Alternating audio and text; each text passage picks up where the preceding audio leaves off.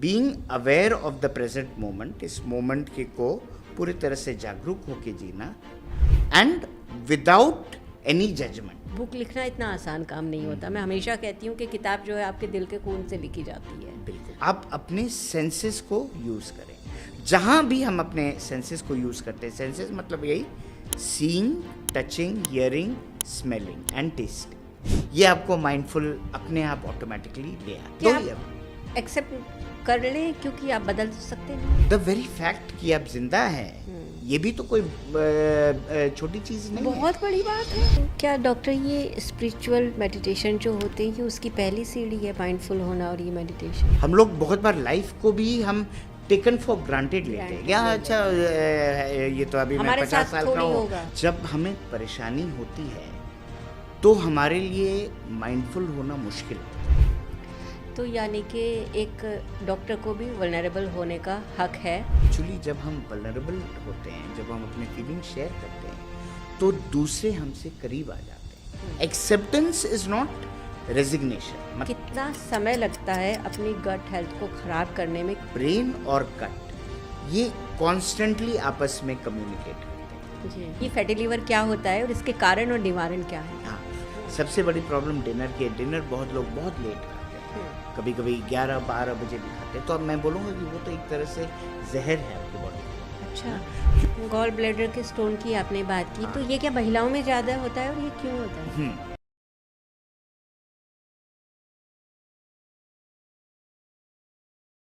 नमस्ते, मैं पारुल। दोस्तों, जब कोई मरीज़ डॉक्टर के पास आता है, डॉक्टर की सबसे ज़्यादा जो चाहत होती है वो ये होती है कि मरीज़ जल्दी से जल्दी ठीक होकर अपने घर वापस जाए। और अगर कोई कॉम्प्लिकेशंस आती हैं तो डॉक्टर पूरे जी जान से उसमें जुट जाते हैं और लग जाते हैं, रात और दिन एक कर देते हैं, अपना खाना सोना सब भूल जाते हैं कि मरीज़ ठीक होकर घर जाना चाहिए। लेकिन कई बार भी ऐसा होता है कि ऐसा नहीं हो पाता है।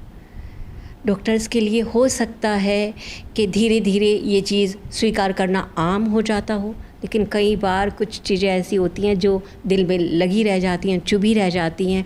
आज हमारे साथ एक ऐसे डॉक्टर हैं जिन्होंने अपना एक मरीज़ ऐसे ही बहुत सारी मेहनत के बावजूद खो दिया, और उसके बाद उनकी ज़िंदगी में क्या परिवर्तन हुए। वो बहुत ज़्यादा जब परेशानी से गुज़रे उस चीज़ को सोच सोच कर, तो माइंडफुलनेस को उन्होंने प्रैक्टिस किया अपने जीवन में, वो उसे लेकर आए और उसके बाद उन्होंने उस माइंडफुलनेस को अपने लिए तो, अपने पेशेंट्स के लिए तो, और फिर बाकी लोगों के लिए बताना शुरू किया। एक बिज़ी डॉक्टर होने के बावजूद भी आज वो एक मोटिवेशनल स्पीकर हैं जो लोगों पे ये चाहते हैं कि ज़िंदगी आपको कहीं भी लेके जाए, कोई भी प्रॉब्लम आए, लेकिन आप अपने प्रेजेंट को ना भूलें, अपने आप से जुड़े रहें। तो ये माइंडफुलनेस है क्या, प्रैक्टिस कैसे की जाती है, माइंडफुलनेस से हमें क्या फ़ायदे हो सकते हैं, हम किसी भी प्रोफेशन में हैं, हम कुछ भी कर रहे हैं, हम बड़े हैं या बच्चे हैं, कैसे ये हमें हेल्प कर सकता है। आज हम जानते हैं, हमारे साथ हैं हमारे गेस्ट डॉक्टर सरोज दुबे, जो कि एक गैस्ट्रोएंटरोलॉजिस्ट हैं नोएडा कैलाश हॉस्पिटल में, और अपने मरीज़ों के साथ साथ अब वो माइंडफुलनेस की प्रैक्टिस कर रहे हैं और इसको फैला रहे हैं और एक मिशन की तरह लेके चले हैं कि वो जितने ज़्यादा लोगों को हेल्प कर सकें। इसके लिए डॉक्टर दुबे, आपका बहुत बहुत स्वागत है। Thank you so much Parul, it's a privilege. मैं बहुत खुश हूँ आज यहाँ आके और सब व्यूअर्स से भी मिलके, और I have been looking forward to this कि बहुत सारे बात करेंगे about life, about mindfulness, about happiness ना। और मैं कॉम्प्लीमेंट करना चाहता हूँ कि कितना अच्छा आपने ये पॉडकास्ट स्टार्ट किया है, इसको मैंने भी देखा है। So I am very happy to be here. बहुत शुक्रिया। और आप हमारे यहाँ आए, ये हमारे लिए बहुत बड़ी बात है। आप ऋचा अनिरुद्ध जी के पॉडकास्ट पे गए हैं, उन्होंने आपसे सवाल कर लिए। हमारी अब औकात ही नहीं बची है कि अब आपसे कोई सवाल करें, लेकिन आपका साथ हमें मिला है, ये मौका मिला है, तो हम अपने सवाल पूछेंगे ज़रूर।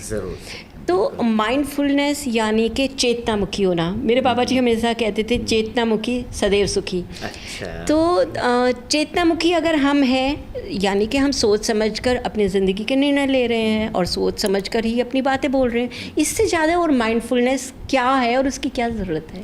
बिल्कुल, ये बहुत अच्छा सवाल आपने पूछा, क्योंकि हम लोग सोचते हैं कि हम हम माइंडफुल है, अवेयर है ना, हमें लगता है कि हम हैं जी। और ये मैं भी सोचता था, है ना। जी। जब बहुत साल पहले एक बुक है जो मैंने मेंशन भी किया, एकहर्ट टोल का द पावर ऑफ नाउ, है ना, तो उसमें उन्होंने मेंशन किया about being present and being mindful. और ये भी उसमें मेंशन किया है कि आप अपने थॉट्स नहीं हैं, आप अपने थॉट्स नहीं हैं, पर वो हैं जो उसको ऑब्जर्व कर रहे हैं।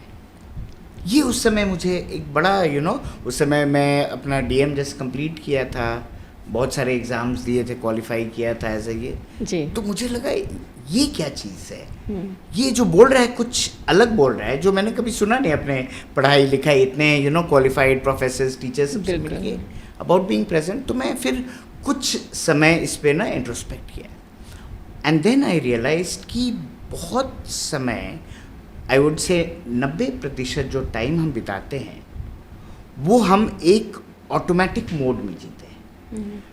इस उदाहरण के तौर पे आप गाड़ी चलाते हैं, बिल्कुल। आप याद कीजिए या जो भी व्यूअर्स है याद करें, जब शुरू में चलाते थे तो हर चीज़ कितने कॉन्शियसली चलाते थे ना, यहाँ ब्रेक है, यहाँ एक्सेलरेटर है, हर चीज़ हॉर्न है, हर चीज़ आप बहुत ही अवेयर होकर कर रहे थे। और उसके बाद आप सीखे, फिर क्या होता है, फिर आप बैठे, आपने ये किया, फिर गाना बज रहा है, किसी से बात करें, कोई फ़ोन भी आ रहा है शायद आपके साथ है, 1 घंटा भी हो गया और आपको पता ही नहीं आप पहुंच गए। तो वो जो है वो एक ऑटोमेटिक मोड होता है ना, मतलब क्योंकि एवरीथिंग आपको पता है, क्योंकि आप you have been train to do everything, तो आपको हर चीज़ में अवेयरनेस लाने की ज़रूरत नहीं है, वो हो जाता है। पर इस ऑटोमेटिक मोड में हम लोग लाइफ के मैक्सिमम टाइम बिताते हैं। अब देखिए अभी क्या है, अभी 23 सितंबर, और अब सोचिए ये साल ऑलमोस्ट खत्म होने को आ रहा है, 3/4 ये साल निकल गई और अभी हम हैप्पी न्यू ईयर कर रहे थे, और अभी हैप्पी न्यू ईयर कर रहे थे, फिर करेंगे फिर ये तो फिर हम लोग बोलते हैं अरे ये साल गया कहाँ। हाँ, ये साल छोड़िए, सितंबर अब 23 तारीख हो गए, ये महीना गया कहाँ। एक्चुअली क्योंकि हम अवेयर नहीं होते हैं, क्योंकि हम प्रेजेंट नहीं हो रहे हैं, तो चीज़ें निकल जाते हैं, ऐसे ही निकलते हैं। फिर हमें लगता है कि अरे बच्चे बड़े हो गए, ये हो गए, एंड हमने लाइफ को पूरी तरह से एंजॉय नहीं किया। सो बाय डेफिनेशन माइंडफुलनेस का मतलब है being aware of the present moment, इस मोमेंट के को पूरी तरह से जागरूक होकर जीना, एंड विदाउट एनी जजमेंट। क्योंकि और एक चीज़ होता है कि हम इस मोमेंट को हमेशा जज करते हैं और बहुत बार हम विरोध करते हैं, ये ऐसे नहीं होना चाहिए, इसको तो ऐसे होना चाहिए था, अगर बहुत ज़्यादा गर्मी है तो ये गर्मी क्यों है इतनी ज़्यादा, और अगर बहुत बारिश हो रही है तो बारिश क्यों हो रही है।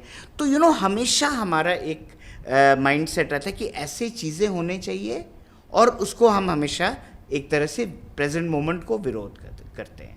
और माइंडफुलनेस जो वे ऑफ लिविंग में है कि हम प्रेजेंट मोमेंट को बिल्कुल एक्सेप्ट कर लेते हैं। इसका मतलब ये नहीं कि हम चेंज नहीं कर सकते, अगर कोई एक्शन लेना है चेंज भी कर सकते हैं, बट पूरे तरह से अवेयर होके एंड पूरे तरह से जागरूक होके उस मोमेंट को जीना है, not in an auto pilot mode या ऑटोमेटिक मोड, जिसमें हम ज़्यादातर ऐसे करते, फिर पता चला कि अभी जैसे हो गया अराउंड 4 साढ़े 4 बज रहा है, फिर अगर मैं सोचूं कि पूरा दिन गया कहाँ, तो ऐसे ही निकल जाता है, और इसी तरह ये होल डे निकल जाएगा, और ऐसे ही हमारा लाइफ निकलता है। सो जो आपका जो क्वेश्चन था बहुत अच्छा था कि ऐसी क्या बड़ी बात है माइंडफुलनेस पे, तो इट इज़ दैट थिंग कि हम एक मैकेनिकल वे में नहीं जी रहे हैं, एक अवेयर कॉन्शियस जागरूक वे में जी रहे हैं। तो अगर हम अपनी डेली लाइफ में इसे प्रैक्टिस करना चाहते हैं तो कैसे करेंगे? अगर हम हर टाइम यही सोचते रहेंगे कि हम यहाँ हैं, प्रेजेंट हैं, तो जो काम हमें करना है या जो हमारे सोचने की भी बहुत सारी चीज़ें हैं या हाथों से करने के काम है, तो उनको कैसे कर पाएंगे? क्या ये घालमेल नहीं हो जाएगा? हाँ नहीं, तो ये शायद ऐसा लगता है सोच के पहले, अगर आप लगे कि अच्छा अगर हम हर चीज़ के लिए माइंडफुल हो, मतलब कि मुझे हर चीज़ बोलने के पहले सोचना है कि हम क्या कर रहे हैं, तो फिर हम स्पॉन्टेनिटी लूज़ कर जाते हैं, हम स्पॉन्टेनियस नहीं रहते। नहीं, वो एक वे ऑफ लिविंग हो जाता है। अब जैसे अभी मैं बोलूँगा कि मैं प्रेजेंट हूँ और ग्राउंडेड हूँ, तो ये मैं जान के नहीं हो रहा हूँ कि अच्छा मैं बैठा हूँ या आपसे बात कर रहा हूँ या कुछ सोच रहा हूँ, ये सब कुछ हो सकता है जब आप उसको डेली लिविंग में आप माइंडफुलनेस को ले आते हैं। जो आपने कहा कि कैसे इसे प्रैक्टिस करें, एक तो एक फॉर्मल माइंडफुलनेस प्रैक्टिस है जिसके बारे में बीच में हम लोग बात कर लेंगे, बट मोर इम्पॉर्टेंट इज़ कि जो, क्योंकि आप प्रैक्टिस करेंगे मे बी आधा घंटा करेंगे, 15 मिनट करेंगे, मैक्सिमम 1 घंटा करेंगे, है ना, अपने रूम में माइंडफुलनेस मेडिटेशन करें, पर जो रेस्ट ऑफ द 23 आवर्स जो 23 घंटे हैं उसको कैसे जीना है, और उसमें हम हर वक्त कुछ ना कुछ माइंडफुलनेस यूज़ कर सकते हैं। फॉर एग्ज़ाम्पल, हम सुबह उठते हैं तो यूजुअली क्या होता है, हम ऑटोमेटिकली जा रहे हैं, ब्रश कर रहे हैं, ये सारा चीज़ ऑटो पायलट मोड में होता है, आपको पता ही नहीं हो रहा है। पर वहाँ भी अगर हम थोड़ा एक एक्स्ट्रा मिनट लेके जस्ट अवेयर हो रहे हैं कि हम ब्रश कर रहे हैं, जो पानी जो हम अपने फेस में डाल रहे हैं, जो साबुन है, एनीथिंग जो हमारे सेंसेस को टच करते हैं ना, वो हमें माइंडफुल बना देते हैं। जैसे कि आप हाथ धो रहे हैं, तो आप हाथ ऐसे ही धो सकते हैं ना, आपको पता भी नहीं हो रहा है, एंड जस्ट उसमें आधा मिनट एक्स्ट्रा लगता है कि जो feel of water, feel of soap in your hands, just इसमें ये एक स्टेप होता है जहाँ अगेन आप माइंडफुल हो रहे हैं। उसके बाद आप जब रेडी हो रहे हैं, बहुत बार हमें, जैसे मैं भी सुबह सुबह हॉस्पिटल में फ़ोन आ रहे हैं, मुझे निकलना है, सब करना है, but again 1 minute extra, just हम कपड़े पहन भी रहे हैं, थोड़ा सा अवेयर होके, हमेशा पूरे समय नहीं, लेकिन ये नेक्स्ट स्टेप, ब्रेकफास्ट कर रहे हैं, खाते भी हम कैसे हैं मोस्ट ऑफ द टाइम, या तो अगर शाम को खा रहे हैं तो टीवी देख के ये कर रहे हैं, या फ़ोन को स्क्रॉल करते हुए, या किसी से बात करते हुए, तो उसमें क्या हो रहा है कि हम खाना भी इंजॉय नहीं कर रहे हैं अच्छे से, एंड साथ साथ हम वही ऑटो पायलट मोड में हैं। वहाँ ब्रेकफास्ट हो, लंच हो, तो अगेन उससे हम इनफैक्ट हमारे खाने में भी फ़र्क पड़ेगा। आप और ज़्यादा स्वाद लेके खाएंगे और रादर आप कम खाएंगे, बिकॉज क्योंकि आप जब अवेयर रहते हैं तो देन यू जितना आपको चाहिए उतना ही खाते हैं। हाँ, तो उसी तरह नाउ ये हो गया अभी सुबह का, फिर आप गाड़ी में या बस में या मेट्रो में, वहाँ भी है ना, और ये वहाँ तो बहुत अच्छा टाइम है, क्योंकि ज़्यादातर एवरेज लोगों का half an hour to 45 minutes travel time होता है। उसमें क्या करते हैं लोग, या तो FM आप लगा देते हैं, उसको सुन रहे हैं, या किसी से बात कर रहे हैं, ठीक है, वो अपने जगह में बहुत अच्छा है, पर वो एक बहुत अच्छा टाइम है जहाँ आपके पास आधा घंटा 45 मिनट्स है, आप अपने सेंसेस को यूज़ करें। जहाँ भी हम अपने सेंसेस को यूज़ करते हैं, सेंसेस मतलब यही seeing, touching, hearing, smelling and testing, ये आपको माइंडफुल अपने आप ऑटोमेटिकली ले आता है। तो आप जैसे सुन रहे हैं, फॉर एग्जांपल FM सुन रहे हैं, तो आप रादर देन कि खाली एक गाना से दूसरा गाना ऑटोमेटिकली स्विच ओवर करने के बदले जस्ट मे बी उसको थोड़ा और इन्जॉय करें। या इवन जो साउंड्स आते हैं, जो जनरली हॉर्न्स होते हैं ना, तो वो हमें बहुत बार डिस्ट्रैक्ट करता है, लगता है अरे ये आवाज़ आ रहा है, पर कभी कभी वही आपका एक एंकर बन सकता है माइंडफुलनेस के लिए, है ना। जब आप थोड़ा प्रैक्टिस करते हैं तो जस्ट वो साउंड्स आप सुन रहे हैं, है ना, क्या क्या आवाज़ें आ रहे हैं, उसको आपको जज नहीं करना है, जस्ट आप सुन रहे हैं, प्रेजेंट है, फीलिंग योरसेल्फ, आप जहाँ बैठे हैं उसको महसूस करना। तो आप देखेंगे फिर आप पहुँच गए अपने, जैसे मैं हॉस्पिटल में पहुँचा हूँ, कोई ऑफिस में पहुँचा हूँ, तो काम आप कर रहे हैं, ऑब्वियसली उस समय आप थोड़ा बिजी हैं, बट जहाँ फिर आपको 2 मिनट मिला, वापस अगेन आप बोले, मेंटली आप बोल सकते हैं now I am present again. जब हम एक एक्टिविटी से दूसरा एक्टिविटी में जा रहे हैं, है ना, जैसे मैं सोचो मैं OPD में रहता हूँ, फिर मैं जाता हूँ एंडोस्कोपी में, तो वो टाइम अगेन माइंडफुल वॉकिंग, जब हम चल रहे हैं तो अपने स्टेप्स को ये, तो आप देखेंगे through out the day actually हमें बहुत सारे अवसर मिलते हैं जो कि मोस्टली हम एक ऑटोमेटिक वे में जीते हैं, पर जब हम और प्रेजेंट होके जीते हैं तो फिर हम ज़्यादा उसको एंजॉय भी करते हैं। तब आपका जो इंटरेक्शन लोगों के साथ है वो भी चेंज होता है। फॉर एग्जांपल, आप मिले कोलीग से, हाय हाउ आर यू, कैसे हो, है ना, वो आपने कैसे हो just just as a formality पूछ लिया, उसने भी बताया हाँ मैं ठीक हूँ, वो बता भी रहा है, हम सुनते ही नहीं है, how are you, and next हम आगे, ओके, फिर हमें दूसरा अगर आप जस्ट थोड़ा सा, इसका मतलब ये नहीं कि आप आधा घंटा बात करते रहे, जस्ट एक एक्स्ट्रा कि ओके पारुल कैसे हैं आप, फिर आपने कुछ बताया, अच्छा आज थोड़ा सा परेशान लग रहा है, आज खुश लग रहा है, तो दूसरे पर्सन खुश हो जाता है ना, है वो बंदा। उनको भी लगता है अच्छा चलो समवन हैज नोटिस्ड मी। और आप जब थर्ड पर्सन से मिलेंगे, ये एक्चुअली एक चेन रिएक्शन बन जाता है। मैंने आपको अक्नॉलेज किया है ना, कि आप जस्ट रादर देन कि मेंटली मैं बोल रहा हूँ कि आप कैसे हो, ठीक है, मैंने आपको अक्नॉलेज किया, आपको अच्छा लगा, फिर आप जब किसी से मिलेंगे तो थोड़ा कहीं ना कहीं वही आप भी बोलेंगे अच्छा हाँ आप कैसे हो, हाँ, यू नो। सो ये एक साइकिल बन जाता है। तो द वे हम इंटरेक्ट करते हैं लोगों से, और आप देखेंगे जब भी हम थोड़ा सा प्रेजेंट में रहते हैं तभी हम चीज़ों को नोटिस करते हैं, बहुत अच्छा लगता है है उस ना, टाइम। तब अच्छा लगता है। बिल्कुल। फिर आपके साथ जैसे आपके एम्प्लॉयज़, आप जिसके साथ काम करते हैं, आपके कोवर्कर्स होंगे या इवन कोई जो चाय भी ला रहा है, आपने उसको नोटिस किया, देखो मुझे चाय की तलब थी या कॉफ़ी में पीना था, वो समय में ले आया। फिर आप जो थैंक यू भी बोल रहे हैं, एक तरह से दिल से बोल रहे हैं, उसे भी अच्छा लगता है ना, वो तो उसका काम है लाना। लेकिन अगर हम एक्नॉलेज करते हैं तो हम ग्रेटफुल भी हो जाते हैं, और वो दिल से होता है। तो आप देखेंगे हर तरह से ये आपके हर एक्टिविटी में कहीं ना कहीं आपको खुशी देगी, और दूसरे पर्सन पर भी उसका प्रभाव पड़ेगा। वो एक शेर की एक पंक्ति भी है ना कि जिंदा हो तो जिंदा नज़र आना ज़रूरी है, ये शायद उसी जैसा Yes, है। बिल्कुल बिल्कुल। मतलब कि जब हम, जो मुझे चेंजेस अपने में नज़र आए, या जो मेरी वाइफ ने भी बोला या फ्रेंड्स ने बोला, जैसे जैसे over a period of time आप और ज़्यादा माइंडफुल होते हैं और प्रेजेंट होते हैं, है ना, तो यू आर मोर अलाइव। आप क्योंकि आप ईच मोमेंट को आप इंजॉय कर रहे हैं जहाँ तक हो सके, और वो मोमेंट हमें हमेशा अच्छा भी नहीं होता है, लेकिन द वेरी फैक्ट कि आप जिंदा हैं, ये भी तो कोई छोटी चीज़ नहीं है, बहुत बड़ी बात है है। ना। देखो अभी रिसेंटली मैं बता रहा हूँ, वेरी रिसेंटली अभी हमारे कॉलोनी में एक 26 साल का लड़का, जस्ट वो स्कूटी में जिम जा रहा था, जिम से आ रहा था, थोड़ा सा फास्ट चला रहा था, हेलमेट नहीं पहना था, एक्सीडेंट हो गया, डाइड। तो कहने का मतलब है कि हमारे आसपास चीज़ें होते रहते हैं।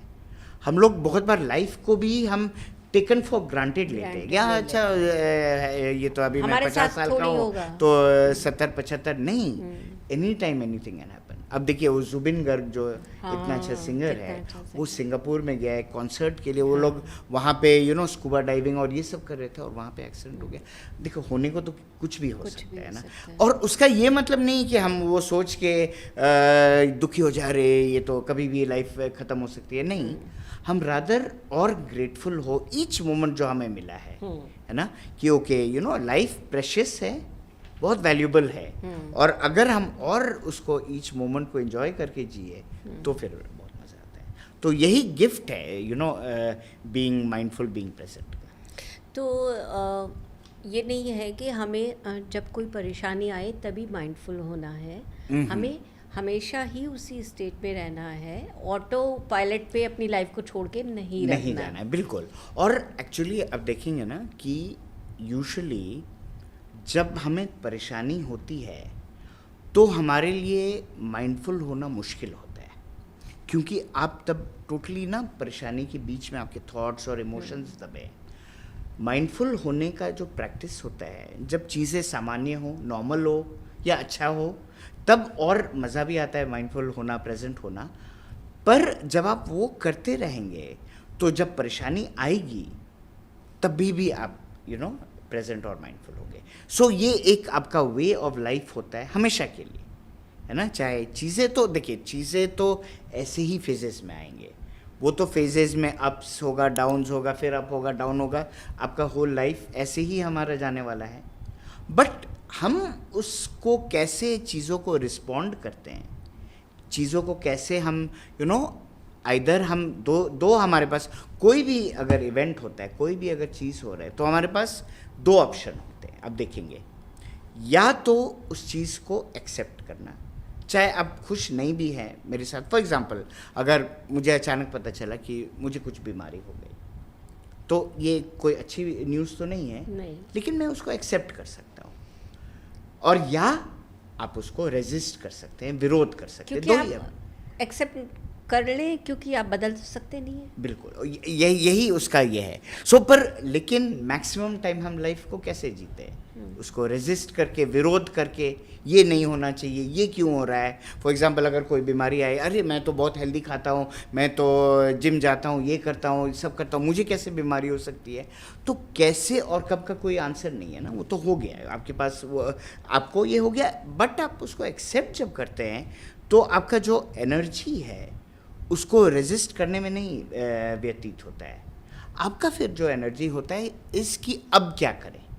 ठीक है, मुझे ये बीमारी डायग्नोस हुआ है या कुछ ऐसा एक प्रॉब्लम आ गया है, इसके लिए मुझे बेस्ट नेक्स्ट स्टेप क्या लेना है, नो। तो सो वही तो आप कहीं भी आप देखेंगे हमारे पास हमेशा दो ऑप्शन है। चीज़ों को, चाहे छोटा हो या बड़ा, कोई भी चीज़ घटना अगर घटती है, I can either accept it, स्वीकार करें, या अस्वीकार करें, रेजिस्ट करें। पर इन दो एक्शन के बीच में हमारा सारा लाइफ है।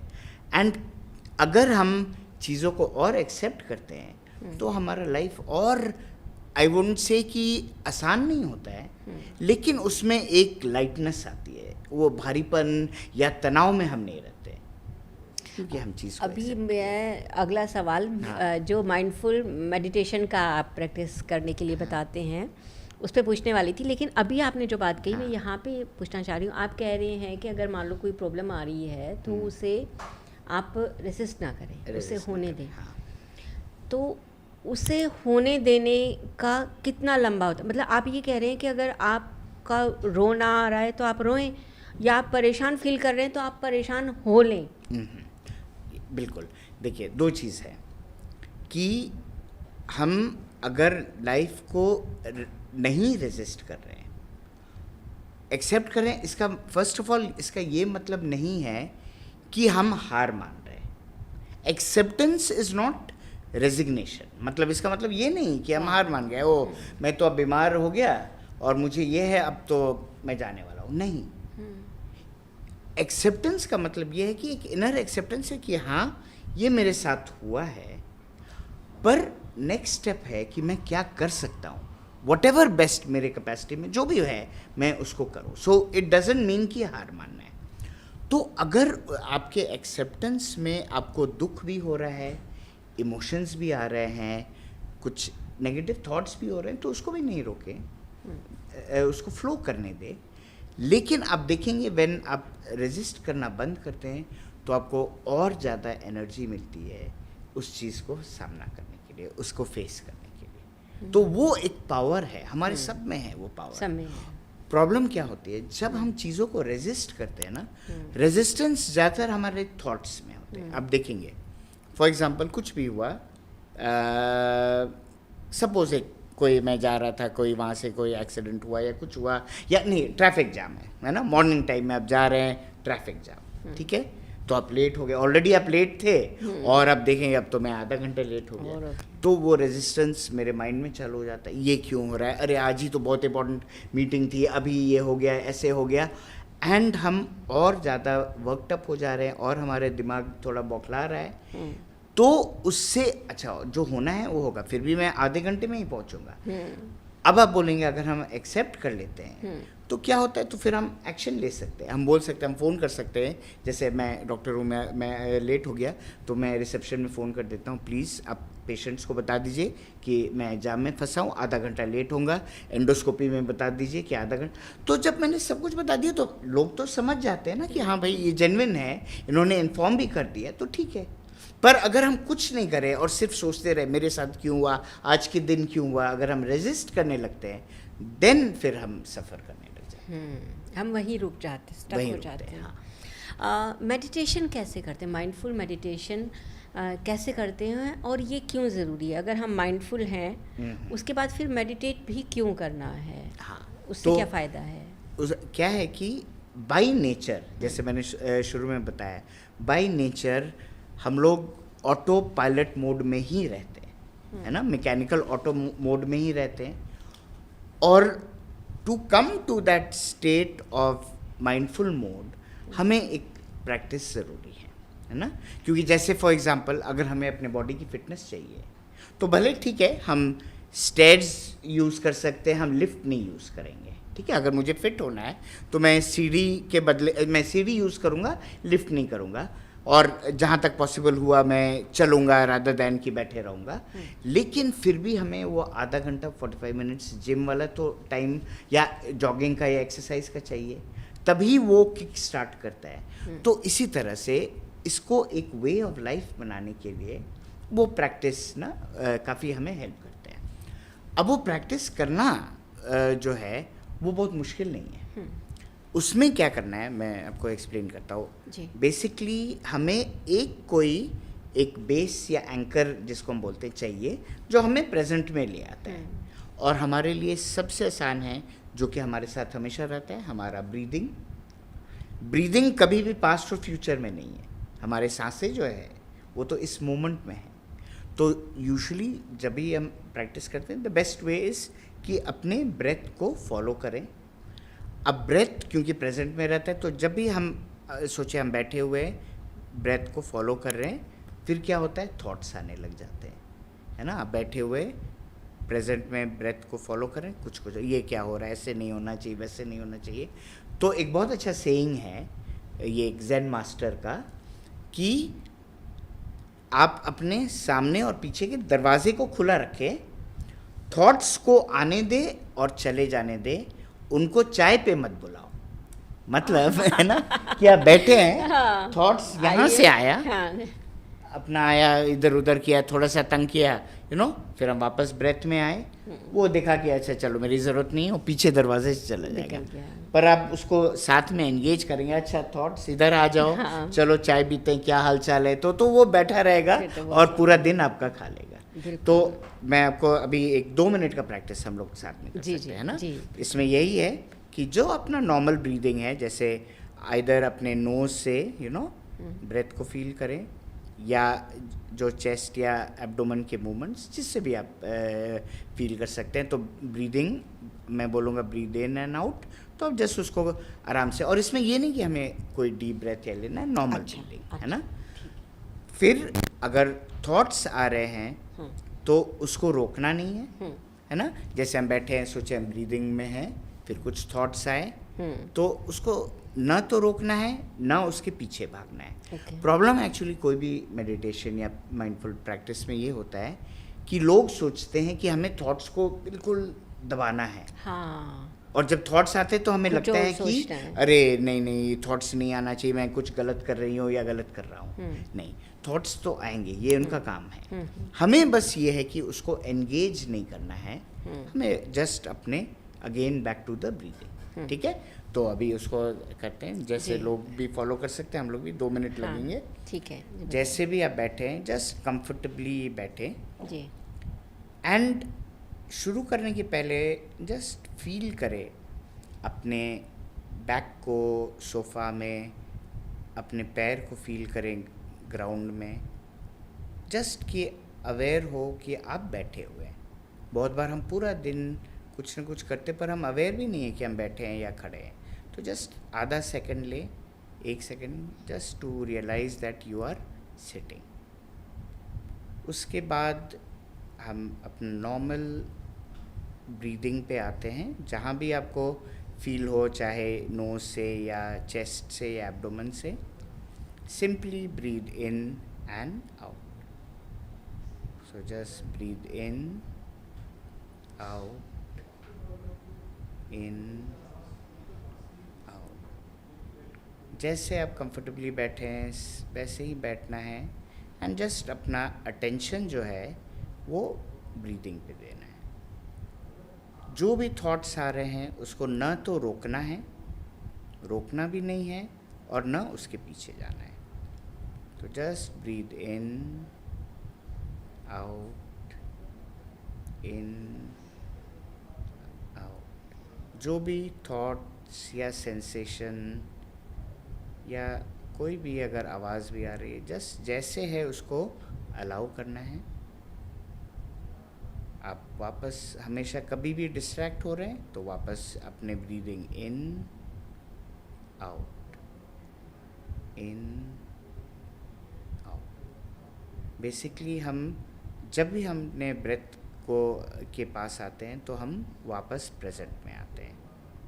कोई भी थॉट्स डिस्ट्रैक्ट कर रहे हैं तो आप वापस अगेन अपने ब्रीदिंग पे आए, बिल्कुल कंफर्टेबली जैसे भी बैठे हैं, just breathing in and out, in and out. कोई भी सेंसेशन हो रहे हैं या पैरों को थोड़ा फोल्ड करना है या कुछ भी करना है आप कर सकते हैं, एंड वापस अपने ब्रीदिंग में। अब धीरे धीरे जस्ट अपने हाथ को रब करके हम अपने आँख खोल सकते हैं, ठीक है ना। तो मतलब ये आपको जस्ट अपने साथ एक तरह से ये एक इनविटेशन है कि आप अपने साथ बैठिए अपने ब्रीदिंग के साथ, कि मैं हूँ, मैं यहाँ हूँ, मैं यहाँ हूँ, प्रेजेंट हूँ, मौजूद हूँ इस समय। मेरा ब्रेथ हमें प्रेजेंट में ले आ रहा है। ब्रेथ को हम इसलिए फोकस करते हैं कि वो हमें प्रेजेंट में ले आ रहा है। थॉट्स आ रहे हैं या कुछ भी डिस्ट्रैक्ट कर रहे हैं, कोई दिक्कत नहीं, वो कर सकते हैं। वापस आप अगेन प्रेजेंट में आते बहुत हैं। काम सी फीलिंग आती एक है फीलिंग। उसके बाद। आप बताइए कैसा आपको लगा? बहुत हार ही- लगी, 2 ही मिनट थे, हाँ है ना? हाँ, मतलब ऐसा लग रहा था कि डीप, ऐसे जैसे हल्का सा आप कहीं डीप सा जा रहे हैं और ऐसा मन कर रहा था यहीं रहे, यही रहना। तो यही है, और यही एक्चुअली हम लोग को सुकून भी तभी मिलती है जब हम अपने साथ इस मोमेंट में रहते हैं। पर प्रॉब्लम क्या है कि हम normally, again I would say 90% humans, हम अपने साथ बैठ भी नहीं सकते है ना। क्योंकि आप देखेंगे अगर आपको बोले कि खाली बोर बैठो हो रहे हैं, तो या तो आप तुरंत बोर हो जाएंगे, या टीवी ऑन करेंगे, या फ़ोन में किसी से बात करेंगे, या आजकल इंस्टा कोई रील देखेंगे। क्योंकि हमें अपने आप से एक तरह से थोड़ा डर लगता है कि अरे हम बैठेंगे तो बड़े सारे थॉट्स आएंगे, बड़े सारे इमोशंस आएंगे, हम फिर उसको कैसे झेलें, क्योंकि हमें आदत नहीं है। पर एक बार जब ये प्रैक्टिस, और इसीलिए जो आपका क्वेश्चन था ना, क्यों ये प्रैक्टिस करना है, जब एक बार आपको इसका स्वाद मिलेगा, जो टेस्ट है अपने आप के साथ बैठने का, तो आप देखेंगे कि उससे अच्छा आपको कुछ भी नहीं लगेगा। तो क्या डॉक्टर ये स्पिरिचुअल मेडिटेशन जो होते हैं, ये उसकी पहली सीढ़ी है माइंडफुल होना और ये मेडिटेशन? हाँ, नहीं बिल्कुल, ये एक्चुअली जो कोई भी आप अगर देखें स्पिरिचुअलिटी का कुछ भी, चाहे फॉर एग्जांपल मंत्रा मेडिटेशन हो, मंत्रास भी जो है ना वो साउंड के वाइब्रेशंस हैं, है ना, वो भी आपको प्रेजेंट में ही ले आता है ना। और कोई भी अदर मेडिटेशन, चाहे आप कोई भजन भी सुन रहे हैं, वो भी आपको दो भजन पर आप फोकस कर रहे हैं, आपका अटेंशन जा रहा है, वो भी आपको प्रेजेंट में ले आता है। तो और आप देखेंगे, देखिए जो माइंडफुलनेस जो प्रैक्टिस है ना, उसको एक्चुअली वो क्यों ऑल ओवर द वर्ल्ड माना गया है, क्योंकि वो एज सच स्पिरिचुअल या रिलीजियस नहीं है। उसमें वो कोई भी रिलीजन को आप नहीं बोल सकते, कोई भी कर सकता है। अगर आप चाहें तो जैसे आपने कहा कि इसको एक सीढ़ी बना के, है ना, आप स्पिरिचुअलिटी में और आप ऊपर आ सकते हैं। पर अगर आप चाहें कि सिर्फ मैं थोड़ा कामनेस के लिए, अपने आप को अच्छा महसूस करने के लिए चाहता हूँ, ताकि मैं और ज़्यादा फोकस कर सकूँ, क्योंकि फोकस में भी हेल्प रहता है ना, क्योंकि आप अपने प्रेजेंट में फोकस कर रहे हैं, तो भी आप कर सकते हैं। तो उसकी खूबी यही है कि ये टोटली सेक्युलर है, कोई रिलीजन को बीच में लाने की ज़रूरत नहीं है, चाहे आप हिंदू हो, मुस्लिम है, क्रिश्चियन है, you are just practising it. तो इसीलिए आप देखेंगे जो मोस्ट ऑफ द जो ये बड़े बड़े कंपनीज है, चाहे गूगल है या माइक्रोसॉफ्ट है, वो लोग एक माइंडफुलनेस काइंड ऑफ सेशंस उन लोग के रेगुलरली होते हैं, क्योंकि वो आपके वर्क में भी हेल्प करता है, आपका प्रोडक्टिविटी इंक्रीज करता है। बहुत सारे अभी पेपर्स निकल गए हैं कि कैसे माइंडफुल होके आप और ज़्यादा इफेक्टिव हो सकते हैं, एफिशिएंट हो सकते हैं, प्रोडक्टिव हो सकते हैं, है ना।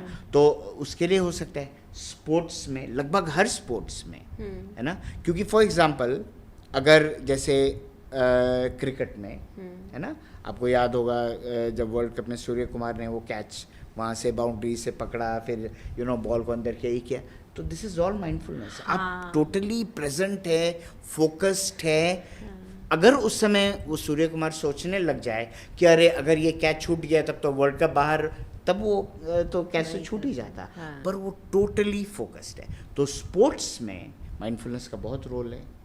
ये लोग कोचेस भी रखते हैं इस तरह बिल्कुल के। कोचेस रखते अभी हैं जो कि हाँ जी जो एक chess championship Yes, world chess champion बिल्कुल जो हुए बिल्कुल हैं वो उनके गुकेश हाँ है ना, तो उनके उसने वो हैं ये जो बोला इंडियन क्रिकेट टीम के कोच रहे हैं, वो बाहर से हैं, मुझे नाम याद नहीं आ रहा है उनका, तो हाँ, वो हाँ। ही उनको कोच कर रहे हैं। बिल्कुल हाँ हाँ पैडी उपटन पैडी उसका Yes, नाम है yes, ना, वो जी। साउथ अफ्रीकन है। जी, जी, और जी, उसने हाँ। ये और उसके मैंने ये पैडी के बहुत सारे इंस्टा रील्स भी देखे। हाँ। तो उसमें बहुत चीज़ वो फोकस करवाते हैं उसी पे अबाउट द बोलते प्रेजेंट हैं मोमेंट, है ना। वो भी उसी पे। माइंडफुलनेस जैसा ही कुछ Mindful- बिल्कुल प्रैक्टिस करते सो आप हैं। देखेंगे। अच्छा देन क्रिएटिविटी में जब हम आप सोचिए सबसे ज़्यादा क्रिएटिव कब होते हैं आप, है ना, सबसे अच्छे आइडियाज़ थॉट्स कब होते हैं जब आप बिल्कुल रिलैक्स्ड हैं एंड प्रेजेंट है ना। एक इंटरव्यू मैंने अपने इंस्टा रील में भी डाला था, आलिया भट्ट ने कमेंट किया था कि वैसे उनका नेचर है कि बहुत रेस्टलेस रहती है ना, क्योंकि उनको थोड़ा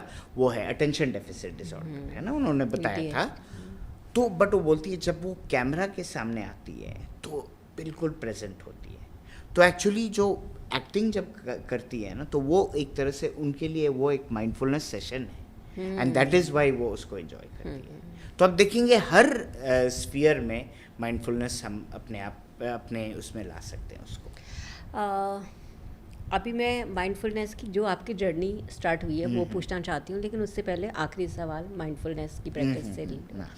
अगर हम माइंडफुल हो गए हैं, हम मेडिटेट कर रहे हैं, हमारी काम में और हमारी पर्सनल लाइफ में सब कुछ बहुत अच्छा हो रहा है, तो माइंडफुल हो के कहीं हम ऐसा तो नहीं है कि ज़्यादा सॉफ्ट हो जाएंगे और कमज़ोर हो जाएंगे और लोग हमारा फ़ायदा उठा लेंगे? ये भी बहुत अच्छा क्वेश्चन आपने पूछा।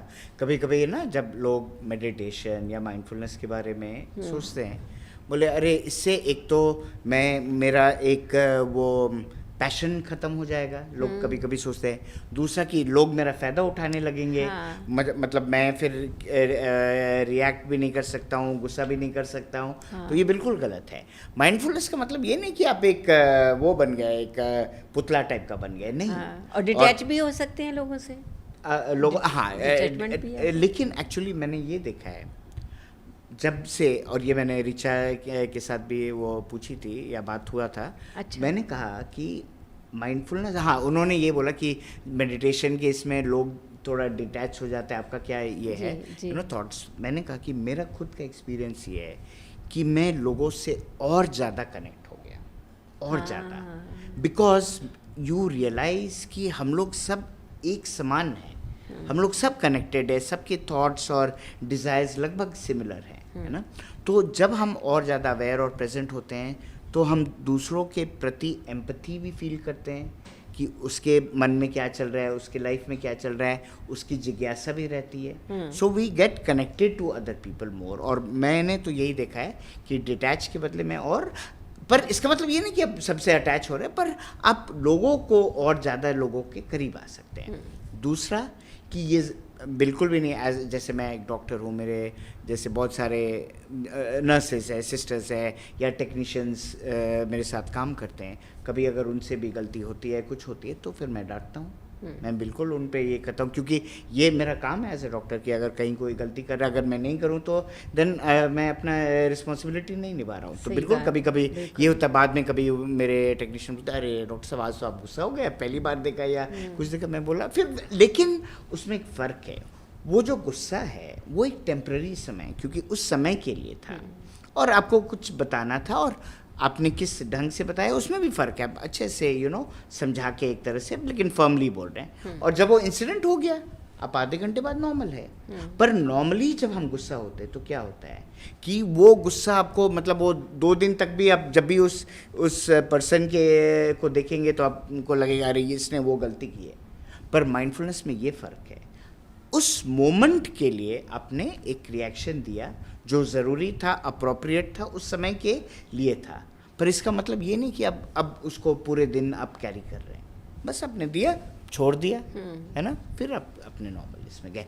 तो जो आपका क्वेश्चन था कि क्या हम ज़्यादा सॉफ्ट हो जाते हैं, ज़्यादा नहीं, आप जैसे हैं आप वैसे रहेंगे। आपके व्यवहार में चेंजेस बहुत आएंगे, लोग नोटिस भी करेंगे, आपके फ्रेंड्स रिलेटिव सब कुछ बोलेंगे अच्छा क्या हो गया, और लोग आपको देख के बोलेंगे। कभी कभी ये जैसे कुछ मैं अपने फ्रेंड्स या किसी को बताता हूँ और वो करते हैं, बोलते हैं अब मेरे लोग मुझसे पूछे क्या कर रहे हो आजकल तुम मैं भी करना चाहता हूँ। कुछ चेंजेस वो लोग देखते हैं हाँ। कि तो आजकल ज़्यादा खुश भी हो रहा है, और तुम पहले बात बात पे रिएक्ट करते थे वो नहीं कर रहे हो, तो यू नो उस तरह का है। बिल्कुल।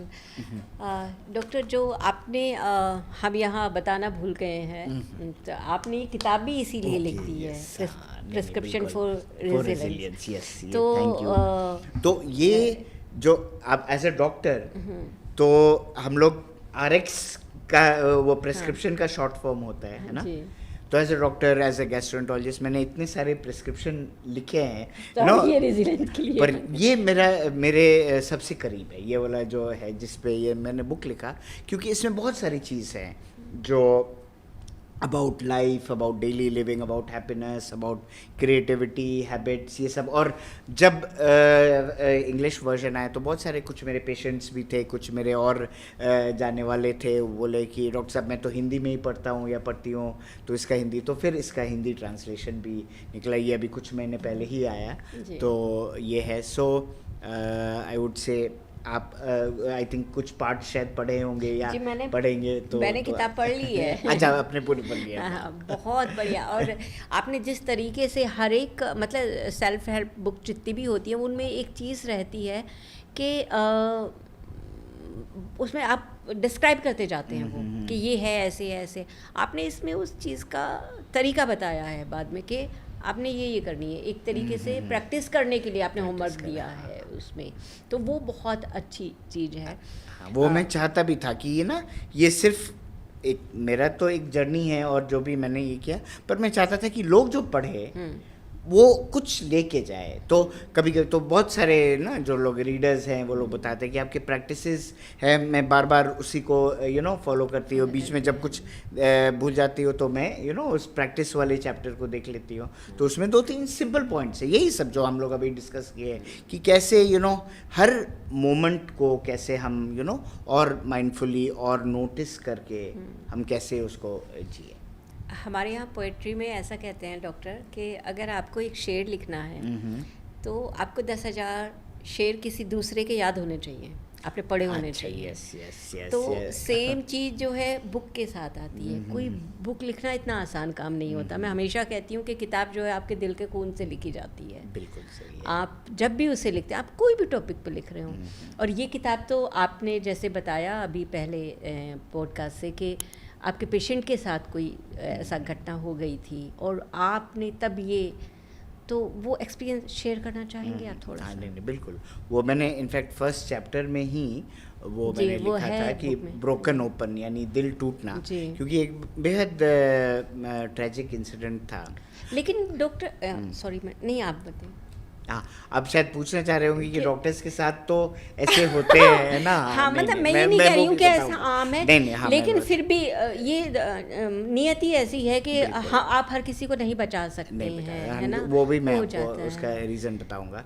तो ये जो एक इंसिडेंट था, ये एक कुछ साल पहले की बात है। एक एंडोस्कोपिक सर्जरी होता है जो जिसको हम ERCP बोलते हैं, है ना, जो हम लोग गैस्ट्रोएंटरोलॉजिस्ट करते हैं। तो मैंने किया था, वो प्रोसीजर भी ठीक था, लेकिन पेशेंट को कुछ कॉम्प्लिकेशन हुए और उसके बाद उसको करेक्ट करने के लिए सर्जरी भी हुई, है ना। लेकिन समाओ पेशेंट को एक के बाद एक कुछ कॉम्प्लिकेशंस हुए, 2-3 वीक वो थी वेंटिलेटर में थी, एंड फिर फाइनली उसे हम बचा नहीं पाए।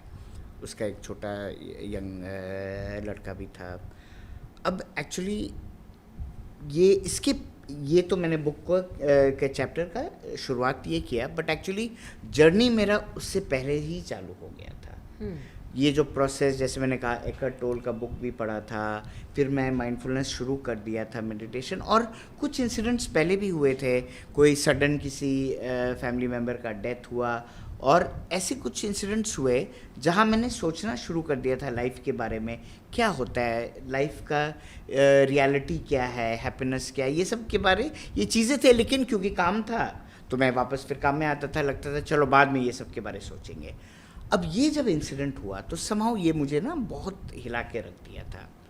क्यों, ये मैं आपको कह नहीं सकता हूँ, क्योंकि कभी कभी कुछ इंसिडेंट्स होते हैं जो कि आपको टोटली ट्रांसफॉर्म कर देता है। और मैं वो इंसिडेंट के बाद मुझे लगा कि मुझे लाइफ को डीपली एक्सप्लोर करना है, मुझे जानना है कि क्या एक्चुअली रियलिटी है, क्या सच है, क्या झूठ है, क्या इल्यूशन है, क्या परमानेंट है। और तब काम भी मैं कर ही रहा था, ऐसे नहीं कि मैं करके बैठा, पर बहुत सारे टीचर्स से मिला, मैं काफ़ी बुक्स पढ़े, अपने मेडिटेशन किए, और इन सब के बीच में कुछ आंसर्स मुझे मिलने लगे, है ना, कुछ क्लैरिटी आई। तो जब एक स्टेट के बाद मुझे लगा कि उसको मैं लोगों के साथ शेयर करूं, तो ये बुक मिला। और जो भी मेरे आई वुड से, और अगर मैं एक नट शेल में, संक्षेप में अगर मैं बोलूं कि इन सब का क्या काइंड ऑफ तोड़ है, वो यही था कि जब ये सब कुछ हो रहा था तो बहुत सारे इमोशंस थे, बहुत दुख था, डिस्पेयर था, हेल्पलेसनेस था, गिल्ट भी था, कि कहीं मैंने कुछ गलती तो नहीं किया, कोई और करता तो शायद होता ठीक। ये सारे इमोशंस को मैं पूरी तरह से फ्लो में करने दिया। क्या होता है, अब देखेंगे, जब भी हमें ज़्यादा कोई बहुत ज़्यादा स्ट्रॉन्ग इमोशंस होते हैं ना, हम उसे फेस नहीं करते, हम ट्राई करते हैं डिस्ट्रैक्ट करें, उसको हटाए, अपना ध्यान कहीं और लगाए। नॉर्मली अगर आप थोड़ा इरिटेट फील कर रहे हैं या थोड़ा गुस्सा फील कर रहे हैं, तो आप उस गुस्से को महसूस नहीं करते हैं, आप कुछ और काम में कहीं और अपने आप को डिस्ट्रैक्ट करते हैं। पर आई रियलाइज कि जब तक कि मैं पूरे इमोशंस को फ्लो नहीं करने दूंगा, तब तक मैं इसको ट्रांसेंड नहीं कर सकूँगा, यानी इसके आगे मैं नहीं निकल पाऊँगा। और वही हुआ, और मैंने ऑफ कोर्स वो एकदम पॉडकास्ट में पूरा कहना बड़ा मुश्किल है, पर वो मैंने बुक में लिखा भी है कि जब मैं ये सारे इमोशंस को पूरे तरह से प्रेजेंट होके जब एक्सपीरियंस किया, तो उसके इर्द गिर्द मुझे एक बहुत वास्ट स्पेस भी नज़र आया, है ना। जब आप किसी बहुत बड़े मुकाम पे या बहुत ज़िम्मेदार मुकाम पे होते हैं, तो आपको अपने जो पर्सनल फीलिंग्स हैं उनको कंट्रोल में रखना सिखाया जाता है, या आप बहुत गार्डेड होते हैं। बिल्कुल। वो आपकी काम की मांग भी होती है, क्योंकि आप अपने टीम के लीडर हैं, तो आप वहाँ पे वो नहीं हो सकते, बिखर नहीं सकते। और वैसे भी जब आप ऐसी जगह पे पहुँच जाते हैं, तो बहुत कम लोग आपके पास ऐसे होते हैं जिनके सामने आप खुल सकें और इसे कह सकें, हाँ ये गलती मुझसे हुई है, या गलती भी नहीं कहेंगे कि हाँ ये फीलिंग आ रही है मुझे कि मुझसे गलत हो गया है, लेकिन ये मेरे साथ हुआ है और मैं ये ऐसा नहीं चाहता था, मैंने बहुत कोशिश की। लेकिन ये भी नहीं हम कह पाते हैं कि हमने बहुत कोशिश की और हम नहीं कर पाए, हम मतलब शेयर नहीं करना चाहते हैं इस चीज़ को। आम लोगों के लिए तो आप कहते हैं, मैं चाहती हूँ आप डॉक्टर्स के लिए क्या कहना चाहेंगे, क्योंकि वो फीलिंग आप ही समझ सकते हैं। मान लो किसी की कोई सर्जरी में इस तरह का, किसी और डॉक्टर की ऐसी सर्जरी में कोई ऐसा मिसहैप है या हो जाते हैं, तो उनके लिए आप क्या कहना चाहेंगे, क्योंकि वो ऐसी स्टेज पे होते हैं और हर कोई ये इतना माइंडफुल होके और बुक लिख दे नहीं भी हो सकता, और वो गार्डेड है मान लो, तो कैसे करें। बिल्कुल, ये बहुत अच्छा क्वेश्चन आपने पूछा, बहुत ही अच्छा। और इस बुक के बाद बहुत सारे डॉक्टर्स, मेरे कोलीग्स हैं, कुछ सीनियर्स भी, उन्होंने कहा कि इसके बारे में, ये हमारे लाइफ का एक इतना इम्पोर्टेंट फैक्टर है, हमारे इमोशंस, हमारे फीलिंग्स, हमारा डर, हमारा सैडनेस, पर कभी भी डॉक्टर्स इस पर बात नहीं करते हैं। एंड उन्होंने मुझे मतलब एक तरह से बहुत थैंक किया कि मैंने ये लिखा, और ये बहुत सही बात है, क्योंकि क्या है कि एज डॉक्टर्स हमें, ये हमारा ट्रेनिंग का पार्ट होता है। अच्छा, है ना, एक तरह से है, क्योंकि ऑब्वियसली हर केस के बाद, हर डिफीट के बाद, हर लॉस के बाद, हर डेथ के बाद, तो हम अगर एकदम विचलित हो जाए तो हम कैसे काम करेंगे, हम नेक्स्ट डे कैसे उठ के फिर किसी को सर्जरी करना है, किसी को मेडिसिन देना है, कुछ देना है। लेकिन ये भी मैंने ये किया, और उसके बाद काफ़ी सेशंस डॉक्टर्स के साथ भी लिया था कि जो हमारी वल्नरेबिलिटी है, यानी जो हमारा एक तरह से, जिसको हम जो भी फीलिंग्स है उसको एक्सप्रेस करने का जो एबिलिटी, वो हम बोल सकते हैं वल्नरेबिलिटी है, वो एक्चुअली हमारा स्ट्रेंथ है। और अगर जब इस दौरान भी ना, जब ये पेशेंट के साथ में था, तो क्योंकि मैं चाहता था कि किसी भी कीमत में पेशेंट को बचाऊं, तो मैंने काफ़ी डॉक्टर्स, अपने कोलीग्स, कुछ सीनियर्स, कुछ अपने कोलीग्स से बात किया कि देखो ऐसे हुआ है, मैं क्या करूं, क्या कर सकता हूं, कैसे बचाऊं। फिर उन सब के साथ बहुत लोग ने कहा कि अच्छा मेरे साथ भी ऐसा हुआ है, ये है। फिर कुछ कोई अपने तरह के टिप्स दिए या कुछ पॉइंट्स बताए कि ऐसे ऐसे करे। एंड देन आई रियलाइज कि एक्चुअली जब हम वल्नरेबल होते हैं, जब हम अपने फीलिंग शेयर करते हैं, तो दूसरे हमसे करीब आ जाते हैं। और डॉक्टर्स को भी मैं यही कहना चाहता हूँ, और यही बुक के द्वारा भी है, कि बहुत बार आपकी फीलिंग्स आप हर किसी से नहीं शेयर कर सकते हो, लेकिन कोई ट्रस्टेड फ्रेंड, ट्रस्टेड आपके डॉक्टर कंपेनियन है, उसके साथ ज़रूर आप शेयर कर सकते हैं। And then you will see, आप सरप्राइज होंगे ये देख के कि औरों के साथ भी ऐसा कितने बार हुआ है, और समझेंगे भी शायद। जब आप शेयर करते हैं तो दूसरा अपना जर्नी शेयर करता है कि मेरे साथ ऐसा हुआ, मेरे साथ ये हुआ, अच्छा हुआ। तुम एक तरह से तुम बता रहे हो, मैं भी खुल के बता सकता हूँ, और ये तो खैर हमारा प्रोफेशन है। बट आप देखेंगे कहीं भी जब हम अपने इनर फीलिंग्स को शेयर कर सकते हैं किसी ट्रस्टेड पर्सन के साथ, तो हम और ज़्यादा उनके साथ कनेक्ट हो जाते हैं। जी, तो यानी कि एक डॉक्टर को भी वल्नरेबल होने का हक है, बिल्कुल, कम से कम अपने दोस्तों के, बिल्कुल, और अपने जो भी जिससे आप करीब हैं। और एक बहुत अच्छा टेड टॉक है ना, the power of vulnerability, okay, है ना, ये ब्रेने ब्राउन का, इसको मैंने एक कमेंट किया है जी। तो वल्नरेबिलिटी को एक्चुअली हम लोग अपना वीकनेस मानते हैं। अच्छा, हमें लगता है कि अगर हम अपने इमोशंस शेयर करेंगे, अपने इमोशंस दिखाएंगे, तो हम कमज़ोर पड़ जाएंगे। पर उसमें उन्होंने दिखाया और बहुत अच्छी तरीके से ये किया कि कैसे हमारा वल्नरेबिलिटी हमारा स्ट्रेंथ होता है। और लेडीज़ जो हैं खासकर शुरू से बाय नेचर वल्नरेबल रहते हैं ना, वो अपने इमोशंस को छिपाते नहीं हैं। जो भी होता है रो देती है, या जो भी फीलिंग्स है वो दिखा देती है, और ये बहुत बड़ा स्ट्रेंथ है उनका। और जो पुरुष है, मेल्स है, वो जनरली बचपन से सिखाए कि आप अपने इमोशंस को नहीं है।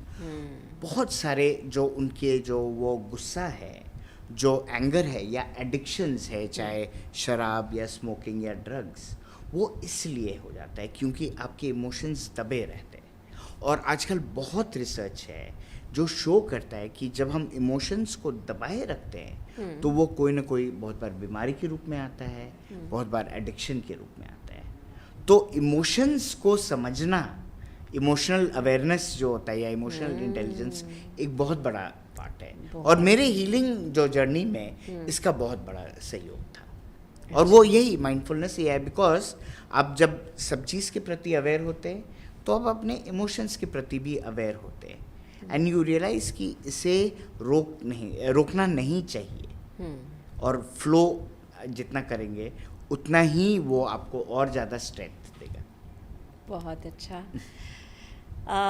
डॉक्टर, हमारे यहाँ ना ऐसा होता है, अगर कोई फैमिली फंक्शन है और वहाँ पे कोई हमारा जो है दोस्त या कोई रिश्तेदार डॉक्टर है और वो आ जाए तो सब बीमार हो जाते हैं। यस, बिल्कुल। और वो सब मुझे ये है, मुझे वो है, तो जैसे आप आए हैं तो हमें भी अपनी ना गेस्टों की बहुत सारी प्रॉब्लम्स समझ में आ रही हैं, तो हम छोटे छोटे से सवाल वो पूछना चाहते हैं आपसे, और फिर इस पे आके हम और बात करेंगे। तो एक जैसा ऐसे कहते हैं कि जैसा खाएं अन्न वैसा होगा मन, तो खाने में ये कहते हैं कि गट हेल्थ जो है वो आपकी बहुत अच्छी होनी चाहिए, और वो आपका दूसरा ब्रेन है। तो ये कैसे दूसरा ब्रेन है और ये कैसे अच्छी रही?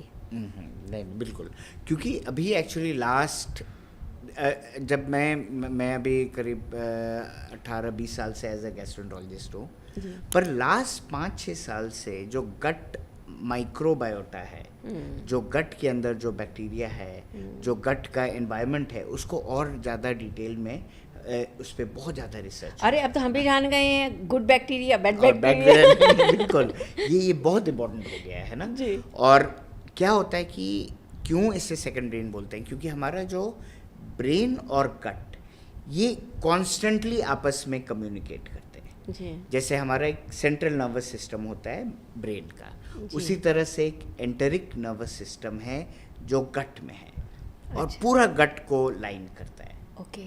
और ये कॉन्स्टेंटली इनका एक तरह से वो कनेक्टेड रहते हैं अपने माइंड से, जो सेंट्रल नर्वस सिस्टम से।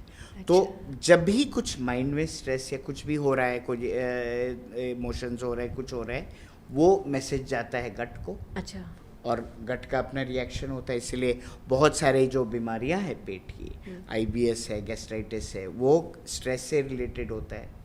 दूसरा, अब और रिसर्च ये भी आ गया है कि क्योंकि गट भी ब्रेन के साथ कॉन्स्टेंटली तालमेल में है, तो जब हमारा जो गट बैक्टीरिया है, जो गट जिसको माइक्रोबायोटा है, जब वो बिगड़ जाती है तो उससे इवन मेंटल डिस्टर्बेंस भी हो जाते हैं। तो गट को अच्छा, गट बैक्टीरिया को अच्छा अगर रखे, या गट को अगर हम अच्छे से ये करना है, तो उसके लिए सबसे ज़रूरी है कि good amount of good bacteria होना चाहिए, जो कि बहुत बार अपने फाइबर अलग से तो खैर सप्लीमेंट्स होते हैं, लेकिन फाइबर में, फर्मेंटेड फूड्स में, फ्रूट्स में, वेजिटेबल्स में, कर्ड, योगर्ट, ये सब में ये होता है। कहीं भी अगर हम बॉडी में, माइंड में स्ट्रेस रहता है तो उसका इफेक्ट बैक्टीरिया पे पड़ता है। तो ये सब में भी मेडिटेशन, माइंडफुलनेस अपने जो गट को भी हेल्दी रखता है। एंड बाकी यही चीज़ है कि अपना टाइम से खाना, फ्राइड, ऑयली, जंक फूड, ये सब चीज़, ये सारा चीज़ हमारे गट को हेल्दी रखता है। तो गट, ये बात सही है। और ये आई थिंक हम लोग इवन पुराने स्क्रिप्चर्स में भी था कि सब कुछ गट से ही जुड़ा रहता है। तो अब ये कहीं ना कहीं रिसर्च में खुल के भी आ रहा है। तो ये स्ट्रेस अल्सर है या फिर इरिटेबल बाउल सिंड्रोम है, जो है, हाँ। ये स्ट्रेस की वजह से ही होती है या कोई और भी कारण? काफ़ी हद तक, मतलब जो इरिटेबल बाउल सिंड्रोम है, जिसको अगर हम कॉमन वे में समझे कि जो पेट की परेशानियां है ना, जैसे बहुत बार होता है कि दर्द हो रहा है, बहुत दर्द हो रहा है, या वॉमिटिंग हो रहे हैं, या इवन मोशंस की दिक्कत है ना, और आपके सारे टेस्ट नॉर्मल है, आपने एंडोस्कोपी किया, कोलोनोस्कोपी किया, अल्ट्रासाउंड, सीटी, एमआरआई, सब कुछ किया, सब नॉर्मल है, लेकिन पेशेंट्स को तो दिक्कत हो रही है, तो उसको हम लोग डायग्नोज करते हैं इरिटेबल बाउल सिंड्रोम। एंड काफ़ी बार जब पेशेंट को कुछ हम एंटी एंजाइटी मेडिसिन देते हैं, एंटी डिप्रेसेंट देते हैं, तब जाके उनका ये ठीक हो जाता है ना। तो ये जो है पेट के बहुत सारे प्रॉब्लम्स हमारे माइंड से रिलेटेड है। ओके। तो स्ट्रेस से बहुत सारी गट की बीमारियाँ होती हैं। स्ट्रेस से बहुत सारे होते हैं। और जैसे जब अभी एग्ज़ाम के जब टाइम जब होता है, फॉर एग्जांपल बोर्ड एग्ज़ाम्स हो, ये हो, तो हमारे पास बहुत सारे यंग स्टूडेंट्स आते हैं, उल्टी हो रहे हैं, पेट में दर्द हो रहा है, पेरेंट्स भी परेशान है, टेस्ट में सब कुछ हो रहा है, नॉर्मल है, और फिर हम बोलते हैं जब सब कुछ आपने इवैल्यूएट कर लिया, सब ठीक है, तो मैं बोलता हूँ अब घबराइए मत, पेरेंट्स को मैं बोलता हूँ एक बार इसका एग्ज़ाम हो जाए, फिर आप देखिएगा ठीक हो जाए। और ये बहुत बार होता है। फिर वो 2 वीक बाद आ गया एग्ज़ाम में और लड़का एकदम ठीक है, बच्चा ठीक है। फिर अगला सवाल यही था कि क्या बच्चों में भी स्ट्रेस बहुत आजकल तो बहुत ज़्यादा हो रहा है, क्योंकि बच्चों का अब एक तरह से, क्योंकि ये सब है, सोशल मीडिया से भी वो बहुत ज़्यादा जुड़े रहते हैं, उसका स्ट्रेस अलग है। देन ऑब्वियसली ऑल्दो आजकल मैं बोलूँगा कि पेरेंट्स काफ़ी अवेयर हो गए है ना, और उनको उन पे उतना प्रेशर नहीं डालते हैं, लेकिन फिर भी कहीं ना कहीं बच्चा अपना खुद पे भी प्रेशर ले लेता है। तो मैं देखता हूँ एग्ज़ाम टाइम में ये बहुत कॉमन होता है। अच्छा, दूसरा, अगर कहीं ना कहीं फैमिली में पेरेंट्स के बीच भी अगर कहीं प्रॉब्लम होती है ना, कुछ हो रहे हैं, मे बी कभी लड़ाई झगड़ा है कुछ, तो उसका असर भी बच्चों पे पड़ता है, और उनको भी ये स्ट्रेस के कारण ना काफ़ी सारे पेट की दिक्कत होती है। कुछ छोटे छोटे से सवाल और पूछना चाहती हूँ बिल्कुल आपसे।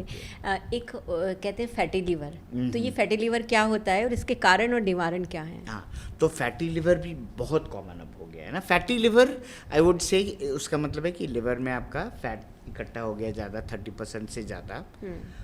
फैटी लिवर में प्रॉब्लम ये है कि फैटी लिवर तो आप देखेंगे अल्ट्रासाउंड अगर 10 लोग के कराएंगे तो 8 के होंगे, पर अगर उसमें लिवर एंजाइम्स भी बड़े होते हैं, जो होता है लिवर एंजाइम्स है SGOT, SGPT, अगर वो भी बड़े हैं तो इसका मतलब है कि सिर्फ फैट नहीं है, इन्फ्लेमेशन भी है, जिसको हम बोलते हैं NASH, नॉन अल्कोहलिक स्टीएटोहेपेटाइटिस। मतलब सिर्फ फैट नहीं, इन्फ्लेमेशन है, और जहाँ इन्फ्लेमेशन होता है वो आगे जाके लिवर सिरोसिस भी कर सकता है।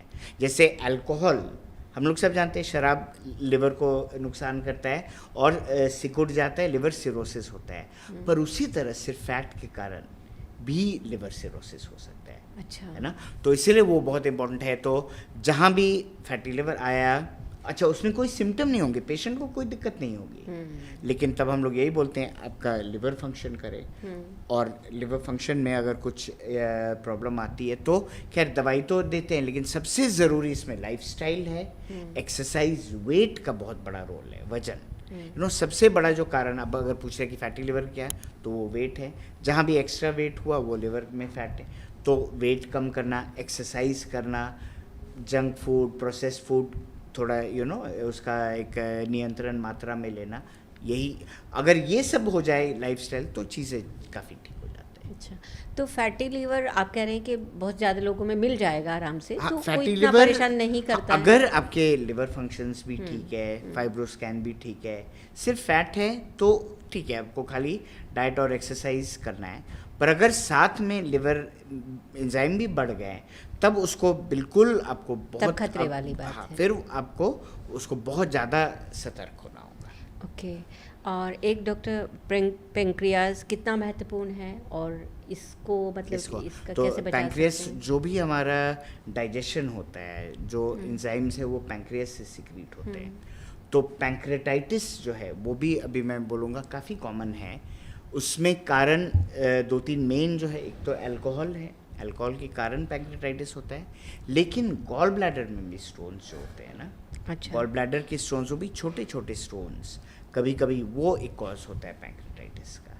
अच्छा। तो इसमें और ऑफ कोर्स ओवरवेट, ये सब, सिर्फ ओवरवेट नहीं, लेकिन अगर टेंडेंसी है बॉडी की पैंक्रेटाइटिस की ओर, बहुत बार जेनेटिक भी होते हैं, तब एक्स्ट्रा वेट उसको और ये करता है। तो इसमें भी यही है कि हाँ, आपको कोई भी अगर अनएक्सप्लेन्ड पेन हो रहा है, बहुत सडन शार्प पेन ऐसा है, तो आप डॉक्टर, फिजिशियन, गैस्ट्रोएंटरोलॉजिस्ट को दिखाएं और वो आगे आपको बता देंगे क्या क्या चेकअप होना है। गॉल ब्लैडर के स्टोन की आपने बात की, हाँ। तो ये क्या महिलाओं में ज़्यादा होता है और ये क्यों होता है?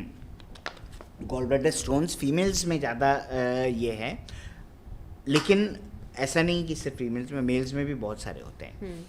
ये मैं बताना चाहूँगा कि हर गॉल स्टोन को ऑपरेट करना ज़रूरी नहीं होता है। अच्छा। है ना, क्योंकि अब जैसे बहुत बार आएंगे पेशेंट, आए उन्होंने कोई और कारण से, मे बी गाइनिंग के कारण से उन्होंने अल्ट्रासाउंड किया, उसमें आ गया गॉल ब्लैडर में स्टोन, तो वो घबरा के आते हैं, अरे मैं तो ये अब सर्जरी करनी हो, तो मैम बोलते हैं नहीं, क्योंकि बहुत सारे स्टोन्स जो होते हैं गॉल ब्लैडर के एसिम्प्टोमेटिक होते हैं, यानी उसमें पेशेंट को कोई दिक्कत नहीं है और हो सकता है आगे भी दिक्कत नहीं हो।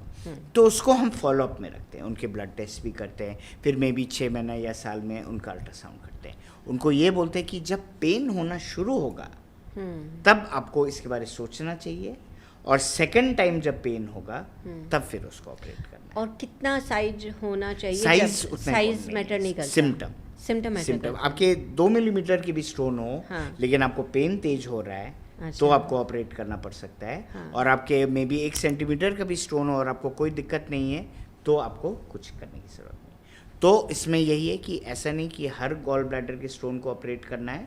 अच्छा। पर अगेन वही बात है, आपको डॉक्टर को दिखा के एंड उनके एडवाइस लेके ही उसको करना है। डॉक्टर, ये पेप्टिक अल्सर क्या होता है? पेप्टिक अल्सर होता है जो हमारे स्टमक और ड्यूोडेनम में जो अल्सर्स बनते हैं, है ना, अच्छा। उसको पेप्टिक अल्सर बोलते हैं। तो पेप्टिक अल्सर मैं बोलूँगा कि इतना भी कॉमन नहीं है, क्योंकि आजकल क्या होता है ना कि आप देखेंगे ओवर द काउंटर भी टैबलेट, पेंटोसेड, एंटासेड, ये सब मिल जाते हैं। लोगों को एसिडिटी चालू होती है तो आपके फार्मेसी वाले ही दे देते हैं कि है, तो इसीलिए वो फिर भी बहुत कॉमन नहीं है। लेकिन हाँ, बहुत बार बहुत सीवियर पेन हो या कभी कभी पेप्टिक अल्सर से मोशंस में ब्लड आते हैं या खून की उल्टी होती है, तब वो डायग्नोस होता है। तो वो आप उसको बोल सकते हैं स्टमक या ड्यूोडेनम के अल्सर को हम लोग बोलते हैं। ओके। और एसिडिटी जो है, जो बहुत कॉमन बड़ा, एसिडिटी हाँ, होती हाँ। है, जैसे थोड़े एसिडिटी, गैस की दिक्कत, वो कॉमन चीज़ है। वो तो हमारे लाइफस्टाइल से ही रिलेटेड होती है, खाना पीना, आजकल क्योंकि स्विगी से आ रहा है, कभी कुछ आ रहा है, तो वो सारी चीज़ से रिलेटेड है। आजकल का जो हमारे यंग जनरेशन है, खासकर जो जेन ज़ी है, उनका खाना पीना बहुत मतलब बहुत बाहर erratic का है, बहुत बहुत ही, ही हाँ ऐसा है।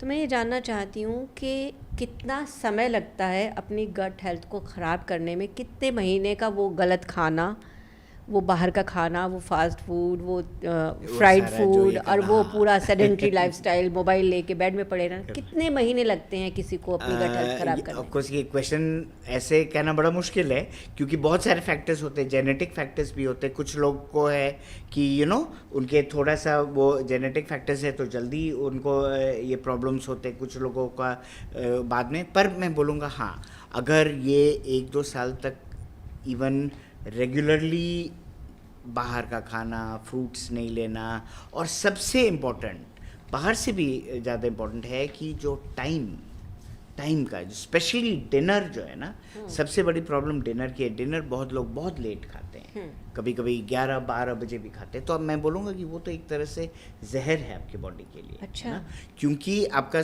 एक बॉडी का एक रिदम होता है ना, कि आपका रात का एक्चुअली तो रात का आइडियल टाइम तो होना चाहिए, जैसे हमारे गांव में भी होते हैं 6-7 बजे, अगर नहीं भी हो तो बाय 8-8:30 तक होना चाहिए। और क्योंकि क्या होता है, लेट आप खा रहे हैं, कभी कभी 11-12, और खा के सो जा रहे हैं, उससे एसिड सिक्रीशन, एसिडिटी, ये सब बहुत होती है। तो कोई टाइम ये नहीं है, पर अगर आप बहुत रेगुलरली अनहेल्दी खा रहे हैं, इरेटिक खा रहे हैं, टाइम से नहीं खा रहे हैं, और जंक फूड ज़्यादा खा रहे हैं, तो बहुत जल्दी आपको दिक्कत हो सकती है। और हम लोग बच्चों में इवन 8th 9th 10th में फैटी लिवर देख रहे हैं, जो कि पहले मतलब बड़ों में ही देखते थे, लेकिन young children, school going children में देख रहे हैं। और उसका मेन कारण अनहेल्दी डाइट और ओवरवेट।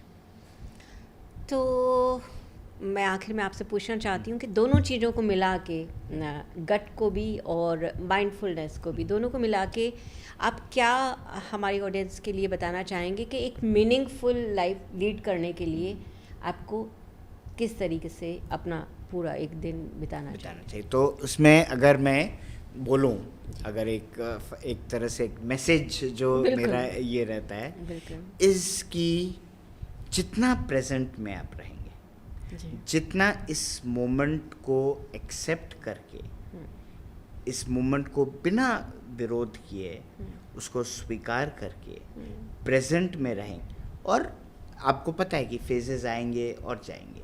सो यही मेरा मैसेज है कि से येस टू लाइफ, यही है कि हर मोमेंट को आप उसको एक्सेप्ट करें, से येस। अच्छा, बहुत बार होता है कि कुछ चीज़ें बहुत ख़राब होता है, हमें लगता है अरे ये तो मेरे साथ बहुत बुरा हुआ, और वही आपका लाइफ को चेंज कर सकता है।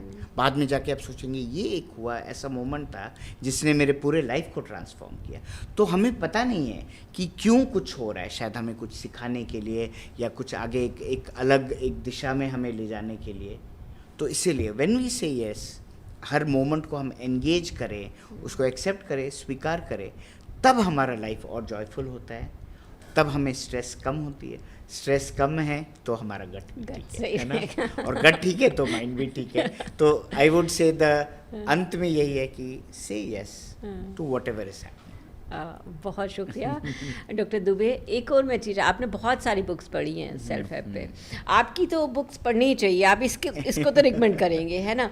इसके साथ ये हिंदी और इंग्लिश दोनों में है, इसके साथ और कौन कौन सी बुक्स हैं जो आप बताना चाहते हैं हमारे रीडर्स के लिए? तो जो बुक सबसे ज़्यादा मुझे ट्रांसफॉर्म किया है वो एखर्ट टोल का द पावर ऑफ नाउ, वो भी इंग्लिश में भी है, हिंदी में भी है ना?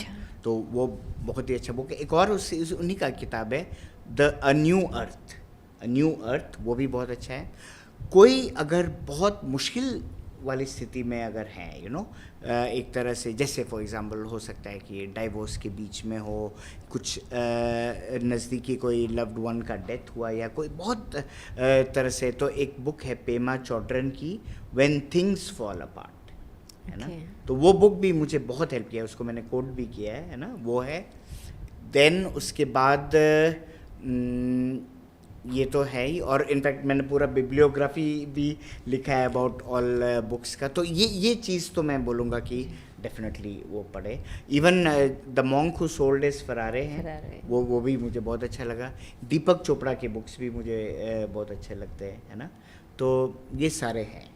एटॉमिक हैबिट एटॉमिक बता रहे हैबिट्स, थे यस, उसमें। लास्ट जो मैंने चैप्टर ही हैबिट्स पर किया। हाँ। और इसमें ये है ना कि आपने पूछा भी था पहले कि बुक कैसे लिखा, टाइम कैसे मिला। हाँ। तो वो मैं इनसे इंस्पायर हुआ कि इन्होंने कहा कि छोटे छोटे चीज़ों को ब्रेक करें। तो मैं यही जब लिखना बैठा तो मैं सोचा कि हर दिन 100 वर्ड खाली करूँगा। 100 वर्ड मतलब 2-3 लाइन, उतना तो हम कर ही सकते हैं। तो बिल्कुल। जब आप 100 वर्ड शुरू करते हैं, फिर मोमेंटम पकड़ता है और फिर धीरे धीरे वो आगे आगे बढ़ जाता है। तो एटॉमिक हैबिट्स भी बहुत अच्छी किताब है। बहुत शुक्रिया डॉक्टर दुबे। अभी आपसे ऐसा लग रहा है बातचीत अभी शुरू हुई है और बहुत सारी बातें करनी है। मुझे लगता है हम आपको एक बार फिर से बुलाएंगे। जरूर, आपको मैं आना एकदम पड़ेगा। बहुत खुशी खुशी आऊँगा। हाँ, तो एक बार फिर आगे और इस पे बात और करेंगे। इसमें बिल्कुल बहुत हाँ। सारे बातें करने हैं और ये है, एंड डेफिनेटली आप जब बुलाएंगे हम आएंगे, है जी ना? बिल्कुल। Okay. तो बहुत बहुत शुक्रिया डॉक्टर दुबे। Thank you, एक हमारा thank you so तरफ much. से छोटा सा गिफ्ट आपके लिए रहेगा। थैंक यू, चांदनी का थैंक लिख यू देना। सो ठीक है, मच। thank you। चलो। हाँ, thank you, thank you very हाँ। मच।